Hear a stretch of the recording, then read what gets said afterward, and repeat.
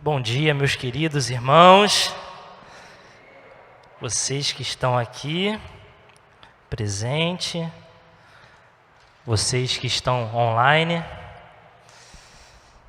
Você ainda está feliz? Quem está feliz, dá um sinal com a mão assim, bem alto. Bem, todos felizes. Glórias ao nome do Senhor. Querido,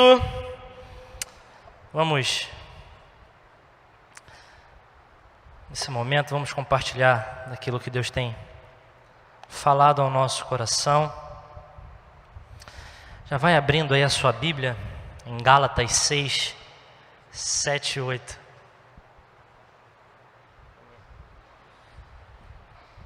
Gálatas 6, 7 e 8. Enquanto você está abrindo aí, quero só fazer umas breves observações acerca do texto. As cartas do apóstolo Paulo, né? Quão atual são as cartas do apóstolo Paulo, né? Se a gente perceber, parar para ler, todas elas falam profundamente ao nosso coração, porque parece que ela está falando de algo que nós estamos vivendo. E ela está falando de algo que estamos vivendo. Isso nos mostra que a sociedade, ela é diferente, mas os pecados são os mesmos, os erros são os mesmos, e nós precisamos combater isso.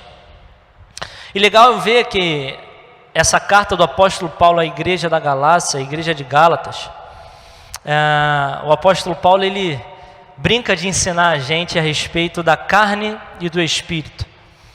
O apóstolo Paulo, ele vai dizendo, olha, vocês precisam andar no Espírito para não satisfazer os desejos da carne, vocês precisam viver no Espírito, vocês precisam satisfazer o Espírito.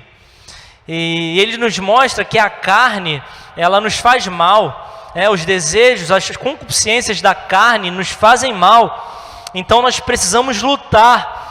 Existe uma luta entre a carne e o Espírito, e nós precisamos alimentar mais o Espírito para que a carne não vença. Pensando dentro dessa linha de raciocínio, dentro disso que o apóstolo Paulo nos propõe, eu quero falar de um texto que me chamou a atenção, esse texto de Gálatas 6, 7 e 8. Vamos ler? Você pode ficar de pé aí no seu lugar, para a gente fazer essa leitura? Nova Almeida atualizada. Olha lá, o pessoal já sabe que eu utilizo. Obrigado aí à comunicação digital. Olha lá, ó, colocou o texto. 7, versículo 7. Não se enganem, de Deus não se zomba, pois aquilo que a pessoa semear, isso também colherá. Quem semeia para a sua própria carne, da carne colherá corrupção. Mas quem semeia para o Espírito, do Espírito colherá a vida eterna. Você pode sentar e Deus abençoe a sua palavra. Eu gosto sempre, quando eu pego um texto bíblico, isso é de praxe. Quando nós vamos preparar um sermão, preparar uma mensagem, preparar uma pregação, uma reflexão, a forma como você quiser chamar. Nós sempre precisamos ir um pouquinho atrás para ver o que aquele texto está querendo trazer para a gente. E quando eu volto nesse texto de Gálatas, nesse capítulo, para a gente entender o que é o certo, o contexto que ele está inserido, se você voltar a esse capítulo 6, você vai ver o apóstolo Paulo, nessa carta, nesse último capítulo enviado à igreja, ele vai dizer que nós precisamos de auxiliar uns aos outros, desse cuidado uns dos outros, que nós precisamos caminhar juntos, precisamos andar juntos, andar em unidade, precisamos ter união, estar em comunhão. O apóstolo Paulo, no início do capítulo 6, ele vai discorrer sobre a unidade de uns com os outros. Alguns teólogos vão dizer que esse último capítulo de Gálatas é o grande finale, óbvio, porque é o último capítulo. Mas apóstolo Paulo, ele vem agora ensinando a igreja o que ela deve fazer. Primeiro, do 1 ao 5, ele dá a teoria. Olha, vocês precisam fazer isso. Agora vamos aplicar aquilo que eu ensinei a vocês. É assim que se faz. Então, queridos, o apóstolo Paulo, ele fala nesse capítulo sobre humildade, sobre o cuidado, parceria, mas ele também incita que cada um de nós precisamos cuidar da nossa vida. Nós vemos às vezes muitos irmãos cuidando da vida de muitas pessoas, mas da sua própria não tem atenção. Então o apóstolo Paulo, ele convida a nós mesmos a fazer um autoexame. Ele está te convidando, fala, olha para dentro de você, observa, faz uma reflexão, faz uma verificação de como está a sua vida. Porque a salvação ela é individual. Por mais que eu deseje que todos os meus amigos aceitem a Jesus, recebam Ele como Senhor e Salvador, coloquem as suas vidas diante do Senhor, por mais que eu queira, que eu deseje, mas isso pode não acontecer se eles não tiverem essa própria vontade. Isso não vai acontecer se eles não tiverem esse próprio entendimento. Então a salvação ela é individual. Nós não podemos forçar ninguém a nada. O que nós podemos fazer é orientar em amor, é exortar em amor, é encaminhar em amor, é cuidar em amor. É isso que nós podemos fazer. Mas acaba que chega nesse versículo que nós acabamos de ler, 7, 8, eu quero falar a respeito, queridos, de semear. O versículo 8 é recheado, né? O apóstolo Paulo, ele fala sobre semear. Eu quero falar com você nessa manhã, semeando o que importa. Meus irmãos, quanto a semear, o apóstolo Paulo, ele inicia de uma forma que chama muito a minha atenção. Ele começa dizendo, no versículo 7, não se engane. A primeira orientação do apóstolo Paulo para nós, não se engane. Queridos, nós estamos vivendo numa sociedade complicada. Nós estamos vivendo numa sociedade onde a mentira está impregnada. Onde a pessoa não tem por que fazer, mas ela mente, só pelo prazer de mentir. E às vezes ela mente tanto que nem sente, né? Mente que nem sente, é o que nós costumamos brincar. Mas é uma realidade entre nós, pessoas vivendo uma mentira, pessoas contando mentira.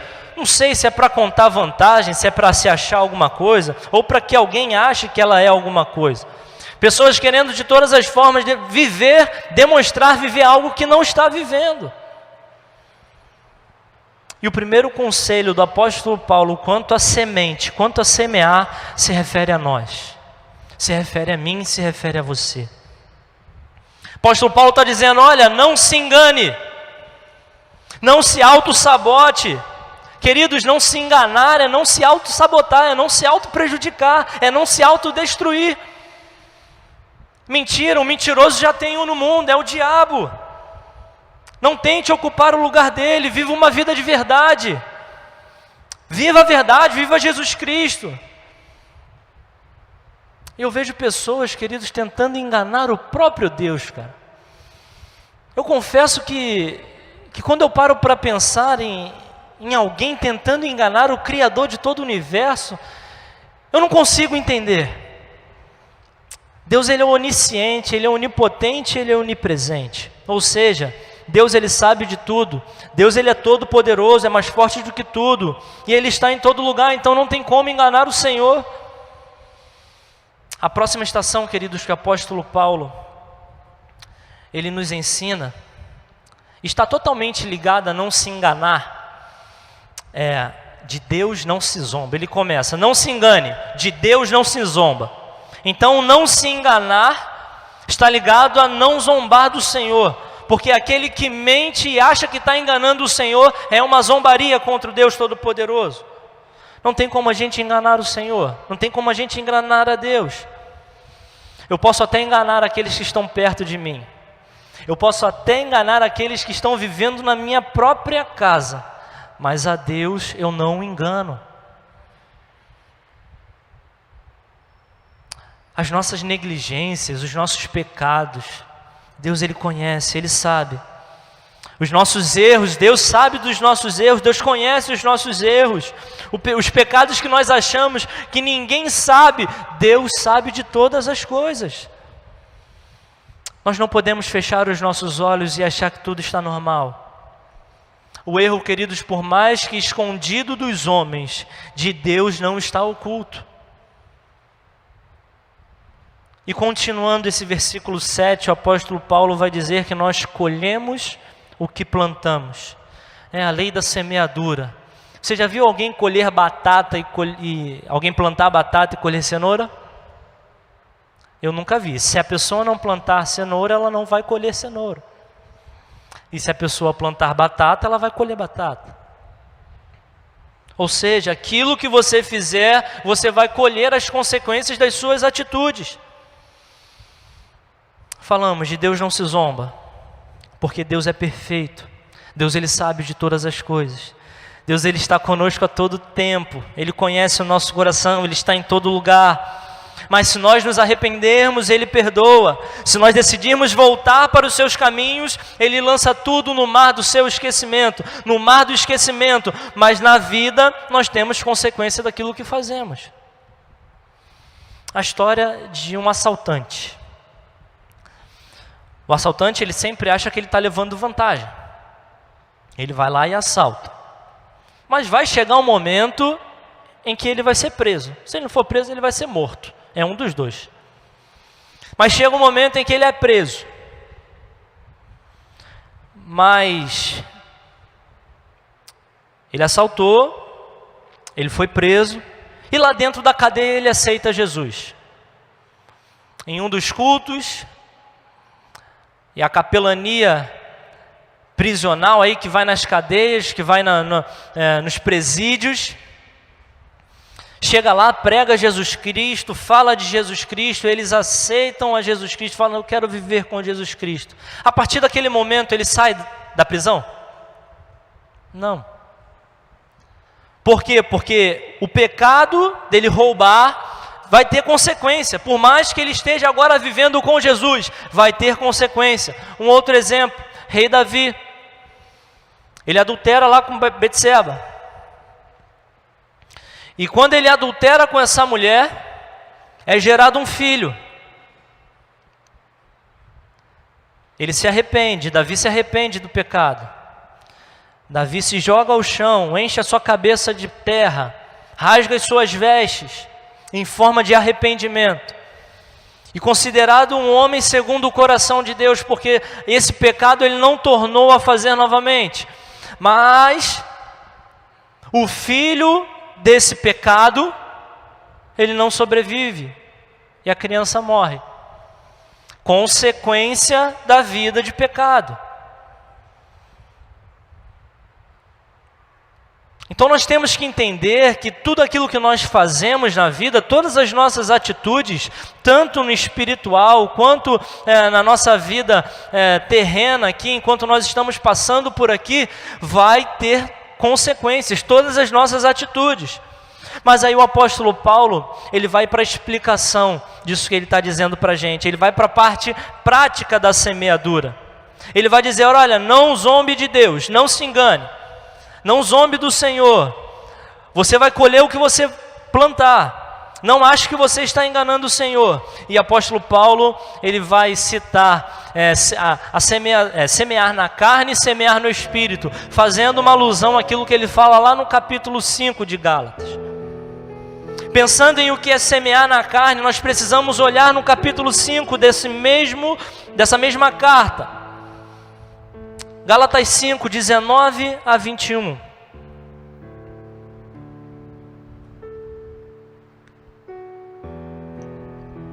Diz assim a palavra de Deus, ora, as obras da carne são conhecidas e são imoralidade sexual, impureza, libertinagem, idolatria, feitiçaria, inimizades, rixas, ciúmes, iras, discórdias, divisões, facções, invejas, bebedeiras, orgias e coisas semelhantes a estas. Declaro a vocês, como antes já os preveni, que os que praticam tais coisas não herdarão o reino de Deus. Essas são as obras da carne. E se nós pudermos separar isso aqui rapidamente, em primeiro lugar, o apóstolo Paulo está citando as obras da carne, da origem sexual. Primeiro ele fala sobre imoralidade sexual ou prostituição, depois ele fala sobre a impureza e a libertinagem. Depois o apóstolo Paulo, ele traz o pecado da idolatria, os pecados religiosos, que são idolatria e feitiçaria. E separando num terceiro grupo, o apóstolo Paulo fala dos pecados de temperamento, inimizade, rixa, ciúmes, ira, discórdia, divisões, facções e inveja. Em uma última aí categoria, se nós pudermos assim categorizar essas obras da carne, o apóstolo Paulo, ele coloca as bebedeiras e as orgias. Mas veja que essa lista ela não para por aí. O apóstolo Paulo, ele utiliza do termo e coisas semelhantes a estas. Algumas pessoas querem pegar, queridos, e colocar o que a Bíblia está relatando, o que a Bíblia está dizendo, o que é uma verdade bíblica, apenas ali, aplicar apenas naquele lugar. Não, era a cultura da época, não. Ela fala ao nosso coração. E ela serve também para a igreja brasileira. Ela serve também para a igreja na nação, a igreja no mundo. O apóstolo Paulo, quando deixa, ele utiliza desse termo e coisas semelhantes, é porque ele sabia que viriam pessoas cometerem qualquer outros tipos de pecado que não estavam relatados na palavra do Senhor, porque naquela época ainda não aconteciam. Mas ele vai utilizar, ele vai deixar, e coisas semelhantes a estas, porque ele conhecia, inspirado pelo Senhor. Ele sabia que hoje nós estamos vivendo uma época diferente, uma época onde as pessoas querem de todas as formas dar um jeitinho para continuar agradando, dizendo que está agradando o Senhor, dizendo que está servindo ao Senhor, mas não é assim. Se está errado, está errado. É a palavra do Senhor que nos orienta e nos dirige. Ele ainda deixa assim, sabendo que aqueles que praticam tais coisas, eles não herdarão o reino dos céus, eles não herdarão o reino de Deus. Todos esses que foram listados, mas o que ele deixa em aberto, eles precisam ser analisados com atenção. Por isso que nós falamos que precisamos fazer uma autoavaliação, uma autoanálise. E verificar se nós estamos cometendo algum tipo de erro.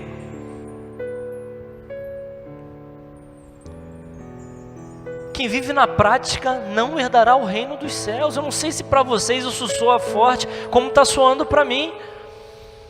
Quem vive na prática desses pecados, quem vive na prática dessas obras carnais, não herdará o reino dos céus.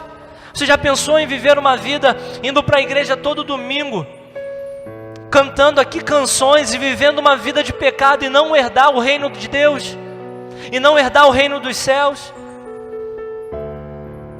É preciso, queridos, se posicionar, é preciso lutar com todas as forças. E quando nós não conseguimos lutar sozinhos, nós precisamos de alguém para caminhar, nós precisamos de alguém para andar junto, nós precisamos de alguém para nos orientar. Procure uma pessoa para caminhar com você.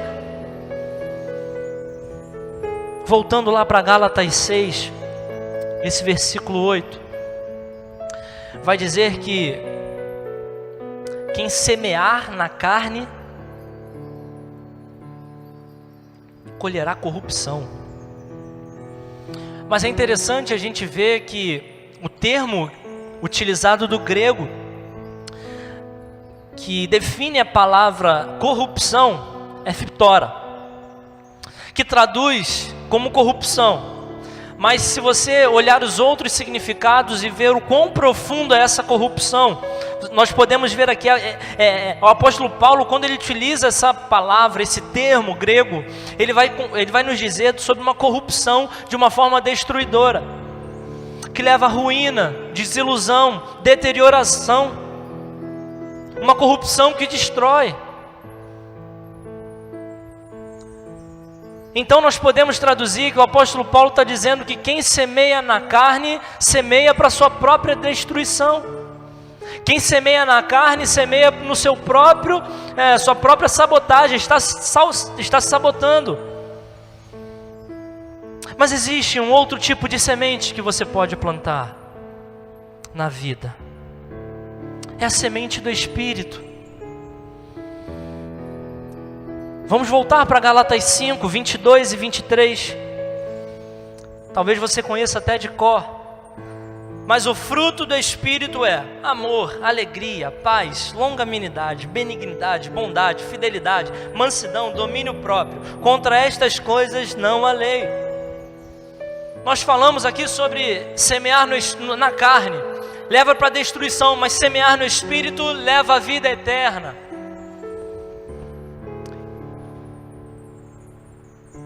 Nós temos esse bendito fruto, o fruto do Espírito. Aquilo que nós devemos ter, aquilo que nós devemos fazer, como nós devemos fazer, como nós devemos agir. Eu vou falar aqui rapidamente sobre esses frutos, para a gente ter uma breve análise daquilo que o apóstolo Paulo está dizendo sobre a semeadura no Espírito. Primeiro ele fala sobre o amor, doar-se, se entregar. Amar, queridos, é você dar sem esperar receber. Eu gosto de pensar que nós somos privilegiados. Nós temos os privilégios. Nós temos o privilégio. E um desses privilégios que nós temos é servir a Deus e servir aos seres humanos. Por que eu falo seres humanos? Porque nós temos o dever de servir não só aqueles que estão aqui dentro, não só aqueles que estão dentro do nosso arraial, não só aqueles que fazem parte da mesma família, mas também aqueles que estão lá fora. Aqueles que não conhecem a Jesus Cristo, nós precisamos servir a eles, porque através desse serviço, eles vão reconhecer Jesus Cristo na nossa vida e vão ter as suas vidas transformadas. Nós temos o privilégio de servir, de ser usados por Deus para abençoar. Tiago Albuquerque aí trouxe uma palavra abençoada para a gente semana passada, dizendo sobre a disponibilidade de servir ao Senhor, a disponibilidade de se entregar na obra do Senhor. Nós temos, ó queridos, o privilégio de sermos usados por Ele, por esse Deus Todo-Poderoso, tanto para abençoar, para amar e sem esperar esse retorno, porque o nosso retorno não está aqui na terra. O nosso retorno não é material, o nosso retorno é celestial. É no céu que nós iremos colher tudo aquilo que nós plantamos aqui na terra. Não espere, queridos, semear no Espírito e colher aqui no Espírito, mas espere colher celestial, lá no céu, junto com todos aqueles que já foram levados para Ele.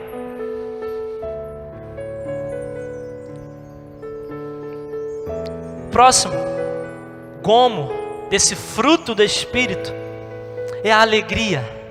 Queridos, essa alegria ela vem de Deus, não é de nós. A alegria vem de Deus e é ela a nossa força. Neemias 8:10. A alegria do Senhor é a nossa força. Nós somos fortes, é pela alegria que nós temos nele. É isso que nos move. O outro gomo desse fruto é a paz. Capacidade de manter-se sereno mesmo em meio ao caos. Existem alguns gomos desse fruto que são muito difíceis,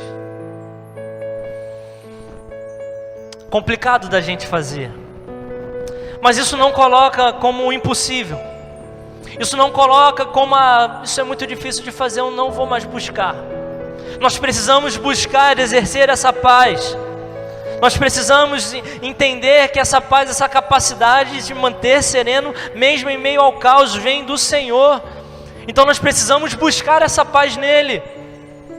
O mundo desabando, caindo, cheio de problema, e a pessoa em plena paz, sabendo que no final de tudo vai dar certo, sabendo que mesmo essa dificuldade vai dar certo, porque está firmada no Deus Todo-Poderoso. Peça ao Senhor para te ajudar, para Ele te dar a paz, porque a paz dele ela excede todo entendimento.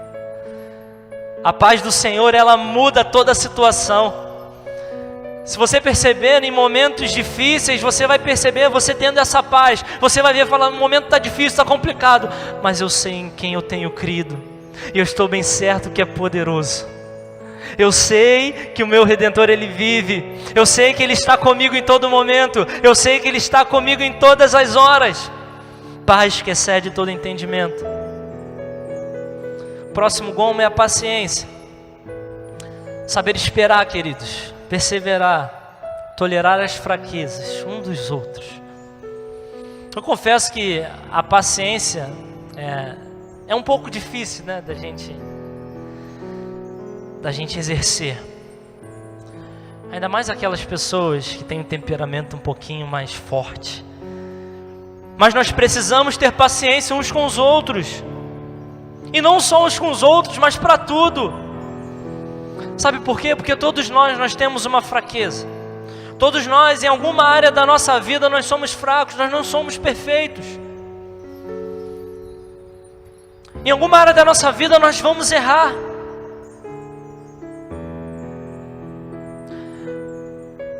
Mas nós precisamos entender que precisamos ter paciência e ajudar o outro a caminhar. Lembra no início, quando eu disse que o apóstolo Paulo, no início do capítulo 6, ele está falando sobre o cuidado? É esse cuidado. A paciência, ela prova esse cuidado uns com os outros. Ter paciência com o pecado do outro. Porque você não é perfeito. Talvez a única diferença entre você e o outro é que o seu pecado é diferente. Como é fácil, né, a gente apontar o erro do outro. Como é fácil a gente querer expor a fraqueza do outro. Mas como é difícil a gente olhar para a gente. Como é difícil olhar para nós mesmos e ver que existem também fraquezas em nós. Diferentes, mas existem fraquezas em nós. Próximo, amabilidade. Cuidado especial para não causar mágoas no outro. Delicadeza, sensibilidade. Pensar com carinho antes de falar. Se colocar no lugar do outro. Se colocar aonde o outro vai receber. Será que eu gostaria de receber essa palavra dessa forma? Será que eu gostaria de que alguém viesse falar comigo da forma que eu estou indo falar com esse querido? Amabilidade. O próximo, bondade. Compromisso, queridos, de fazer o bem e descartar completamente qualquer possibilidade de fazer o mal. Se tiver a oportunidade de fazer o bem, faça. Se não tiver, procure, porque você vai achar a oportunidade para fazer a bondade. Fidelidade. Compromisso de manter a lealdade. Isso vai além, queridos, da sua vida com o Senhor. Nós precisamos sim ser fiéis ao Senhor. Nós precisamos ter fidelidade ao Senhor. Nós precisamos ser fiéis àquele a quem nós servimos. Mas isso vai além disso. Fidelidade também vai no tratar. Se você falou que vai fazer, faça. Seja fiel à sua palavra. Se você disse que ia, vai. Ah, mas surgiu um outro compromisso. Cumpre aquilo que você prometeu primeiramente. Se nós estamos preparando para fazer um evangelismo, e você deu a sua palavra que você estaria aqui 4 horas para fazer parte do evangelismo, esteja aqui 4 horas, cumpra com a sua palavra. Mansidão, atitude branda. E essa daí, Jesus Cristo mesmo falou, olha, aprendei de mim, que sou manso e humilde de coração, aprenda com Ele. A mansidão você pode pegar e falar, Jesus Cristo é o meu exemplo. Todos esses gomos, Jesus Cristo é o nosso exemplo. Mas essa palavra ele utiliza, a mansidão, ele fala, olha, aprendei de mim que sou manso. A mansidão você aprende de mim. Peça a Jesus Cristo para Ele te ajudar. Senhor, me ajuda a ser manso, no falar, no agir. Me ajude, Senhor. E o apóstolo Paulo, ele deixa o domínio próprio lá por último. Quão difícil é ter esse domínio próprio. Domínio próprio, controle das emoções e atitudes. Como é difícil controlar as nossas emoções. Como é difícil controlar as nossas atitudes. Às vezes no momento de cabeça quente, no momento em que sobe aquele nervosismo e você age, segura, peça ao Espírito Santo para te ajudar, ele segurar essa sua atitude que talvez lá na frente vai gerar uma consequência ruim para você. Domínio próprio, eu acredito ser uma luta de muitas e muitas pessoas. Controlar essas emoções, as atitudes, sempre pensar antes de fazer. Meus pais sempre falavam muito isso para mim. Filho, pense antes de fazer. Conta ali 10 carneirinhos, 20 carneirinhos, 45 carneirinhos, quantos carneirinhos forem necessários para você parar e pensar, não, eu não posso agir assim porque eu estou nervoso. Olha, eu não posso agir assim porque eu vou fazer mal a essa pessoa. Isso acontece muito nos casamentos, queridos. Agir por impulso gera mágoas nas pessoas. Agindo por impulso, nós geramos mágoas nos corações. Nós temos que ter atenção e pedir ao Senhor: Senhor, me dê domínio próprio, que eu controle as minhas emoções e as minhas atitudes. Não é impossível, é possível viver esse domínio próprio. Por isso, queridos, nós somos dependentes, totalmente dependentes do Espírito Santo. Nós somos totalmente dependentes do Senhor. E nós precisamos pedir a Ele: Senhor, me ajude. Eu preciso da sua ajuda. É difícil, mas não é impossível. Como cristão, querido, como pessoa, como seres humanos, nós precisamos exercer esse fruto. Nós precisamos semear no Espírito, porque semeando no Espírito nós iremos colher obras do Espírito, coisas do Espírito. Nós sabemos que é impossível enganar ao Senhor. É impossível enganar ao Senhor, então viva a verdade. Nós precisamos semear a semente correta, precisamos largar essas sementinhas do mal, essas sementinhas da carne, que acabam com o nosso coração, vão minando a nossa vida, vão estragando a nossa vida, e nós precisamos viver uma vida de comunhão com o Senhor. Precisamos focar naquilo que nós precisamos fazer. Foca naquilo que você precisa fazer, é fruto do Espírito. Eu preciso do fruto do Espírito. Então todos os dias ao levantar, você fala: Senhor, eu preciso desse fruto. Me ajuda a amar, me ajuda a ter paz, me ajuda a ter paciência, me ajuda a ter todos esses gomos desse fruto. Viver o fruto do Espírito.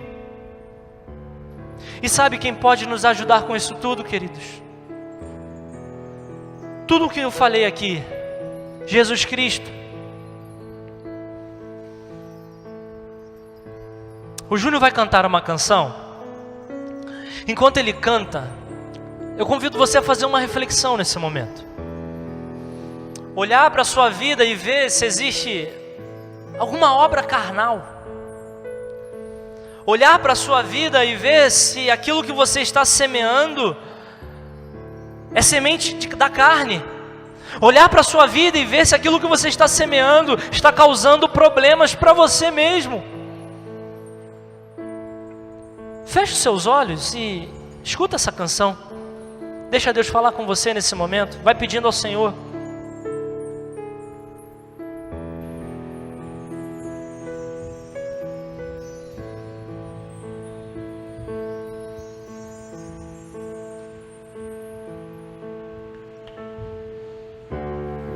Não entendo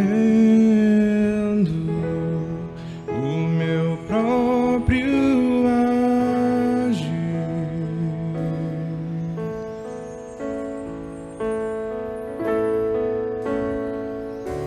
Sem tua graça, o que seria de mim?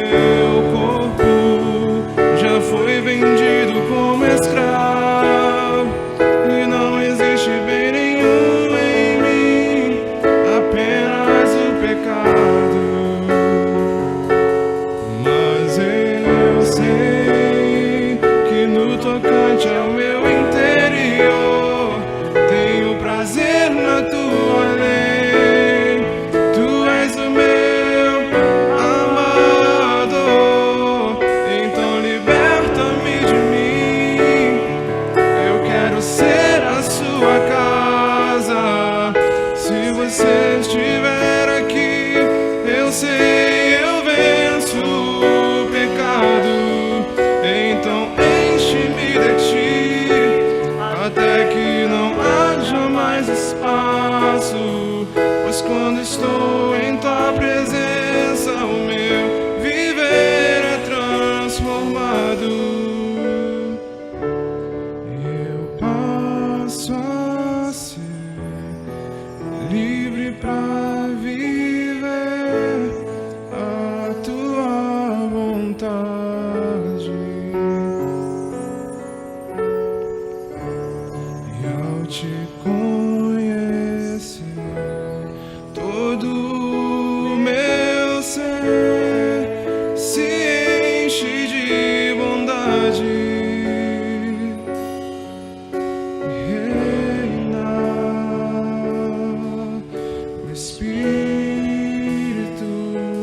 Sobre a carne,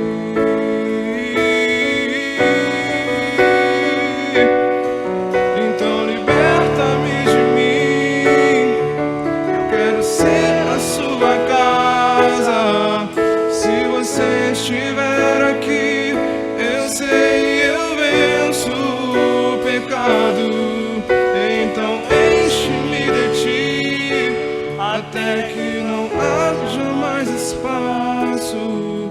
Pois quando estou em tua presença, o meu viver é transformado e reina o Espírito sobre a carne.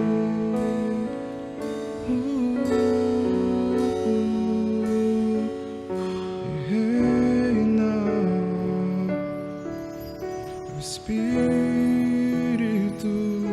sobre a carne. Hoje é o último dia do primeiro mês do ano. E eu não sei o que você prometeu na virada do ano, do dia 31 para o dia 1º.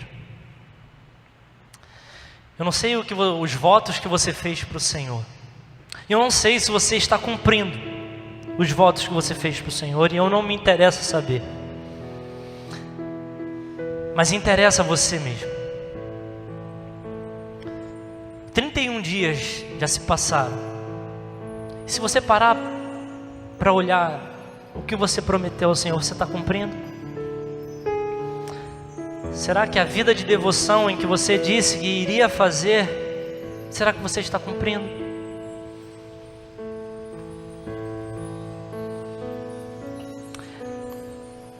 Liberte-se de você mesmo. Viva no Espírito. Deixe que o Espírito reine sobre a carne. Feche seus olhos, vamos orar. Eu quero orar com vocês.